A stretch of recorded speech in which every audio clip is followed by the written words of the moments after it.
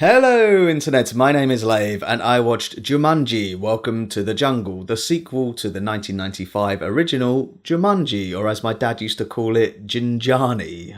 That old classic, Jinjani, starring Bobby Williams. This one is set 20 years after the events of the first film, and the board game has resurfaced and leveled up to a console and sucks in 4 new contestants to play the game. So this is definitely a sequel to the Robin Williams 1995 original film. There is quite a nice little nod to his character Alan Parrish, which I thought was quite a nice little touch, but there is a big difference. The first one, the world of Jumanji was brought into our world, and in this one obviously the kids are sucked into that world. So for me, that actually lost some of the mystery, and it didn't really feel like the jungle that Alan Parrish described in the first one. It suspiciously looked like Hawaii. Yeah, I bet you that was a really tough sell to all of the actors. Hey, come and spend a few months in Hawaii. Yeah, why not? Anyway, that aside, the USP of this film, what they're really selling it on, is the video game upgrade angle, and it does exploit some of the video game tropes like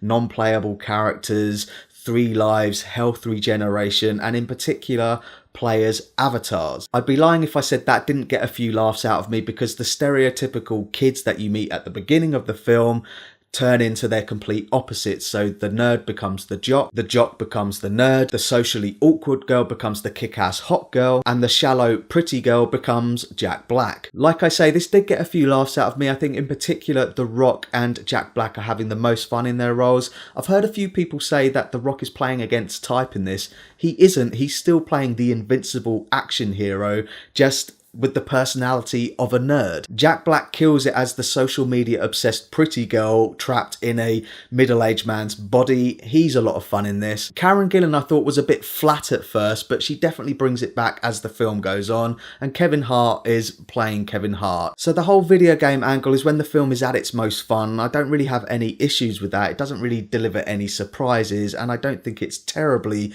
innovative, but this film definitely has pacing issues for me. I think it's about 15-20 minutes too long. I think a film like this should be about an hour and a half maximum, and for me it's pretty clear where they could have trimmed some of the fat off.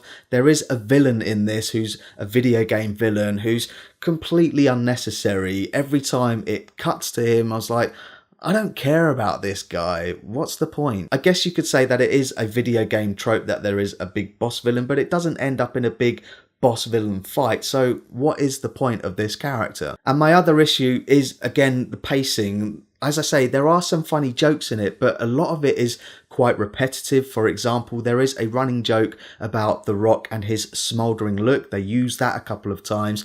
And another example involves flirting, which initially really made me laugh because it involves the pretty girl, Jack Black, giving advice to the shy girl on how to flirt. Very funny, but then 10 minutes later, the joke is still playing out before we even get the punchline. And this happens with the action set pieces as well. I got the feeling that the scriptwriters just threw as many ideas as they could at it and then just decided to film it all.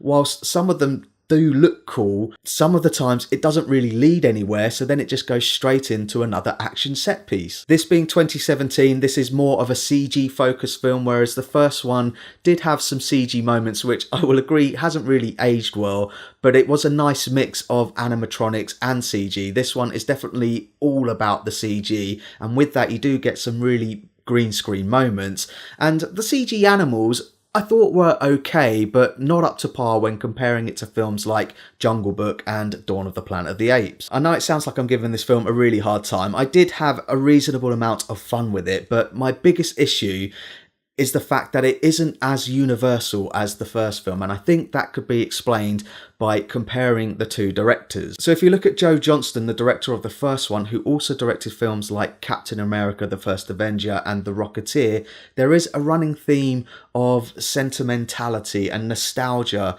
within those films. Now when you compare it to the director of this one, Jake Kasdan, who also directed films like Bad Teacher and Sex Tape, that juvenile sense of humour definitely bleeds through. There are some really misjudged jokes in here involving penises. Now that's not necessarily a bad thing. They are definitely marketing this towards teenage boys. I'm just saying, if you're thinking about taking little kiddies to see this, sort of under 7, 6, be prepared to explain what an erection is at the end of the film. Good luck with that. So that's my thoughts on Jumanji Welcome to the Jungle, and pause the video if you want to take a closer look at my enjoyment tracker now. Apart from the penis jokes, this film didn't offer any surprises for me. I think the trailers are an accurate representation of what they're selling. It's okay. It's not as innovative as I think the makers think it is. I tell you one thing, it's not going to have the long-lasting appeal as the first one did, in my opinion. So thanks very much for watching my review of Jumanji Welcome to the Jungle. I really do appreciate it. If you can, give this video a like, and don't forget to share the lave. Jinjani 2, welcome to the jingle.